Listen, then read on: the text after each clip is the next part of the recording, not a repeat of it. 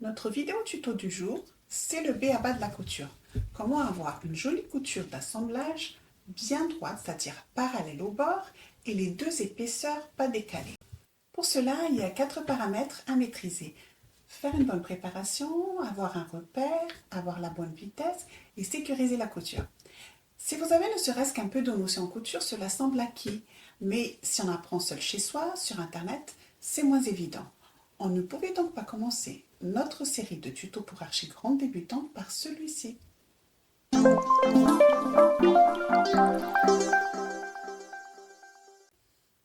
Bonjour, je m'appelle Fanou et bienvenue sur Oliab, la chaîne YouTube des femmes créatives et chrétiennes.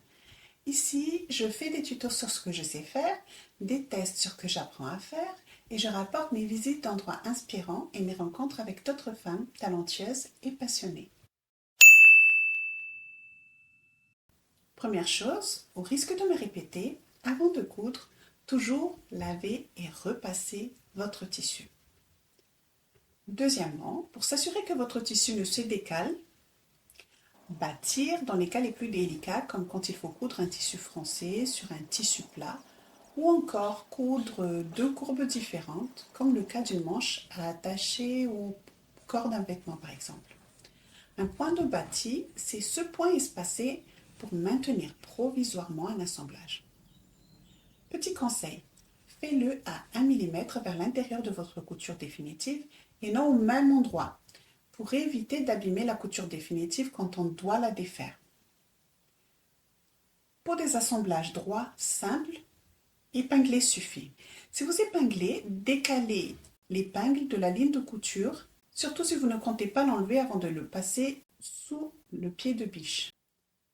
Pour les tissus risquant de laisser des trous, utilisez des pinces prodiges. C'est indispensable d'avoir un repère pour s'assurer de coudre à une certaine distance, le plus souvent à 1 ou 1,5 cm du bord. L'idéal, c'est une plaque comme ici. Mais si votre machine n'en a pas, des solutions existent.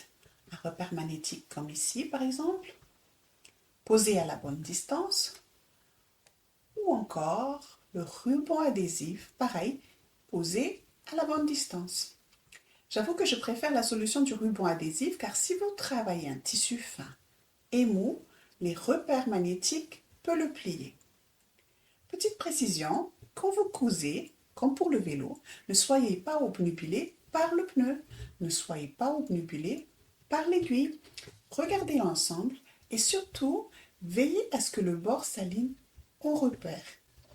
À cet effet, accompagnez doucement votre tissu vers l'arrière et calez au repère avec votre main, sans tirer ni pousser.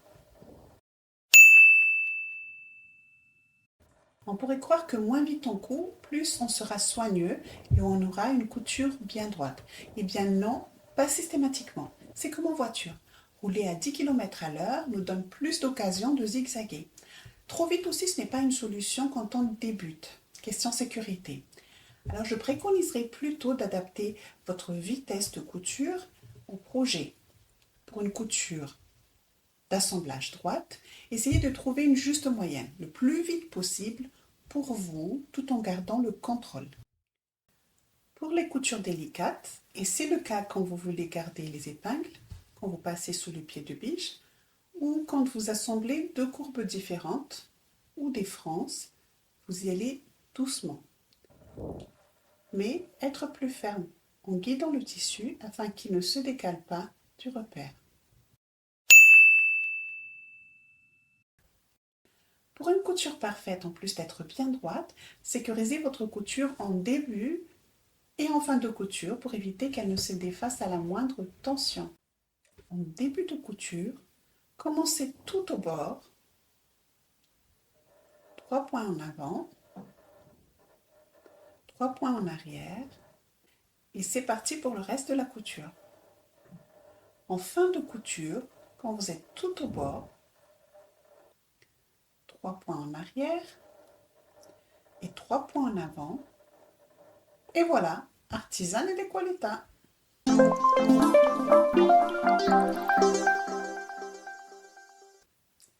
Notre tutoriel est fini pour aujourd'hui. Nous continuerons prochainement à poster des vidéos tuto couture et d'autres projets pour débutants adéquats. Mais je ne peux m'empêcher de faire un parallèle avec notre tutoriel du jour et notre vie de chrétienne. Pour filer droit, nous avons aussi besoin de repères. Et c'est Jésus. Connaître son histoire, ses enseignements et agir conformément à sa volonté nous permet d'avoir une vie qui plaît à Dieu. C'est une des raisons pour laquelle il a dû naître et vivre en humain. Savez-vous que pour orienter des oies sauvages, on lâche une oie domestiquée à qui on a appris la voie à prendre? Au revoir et à bientôt!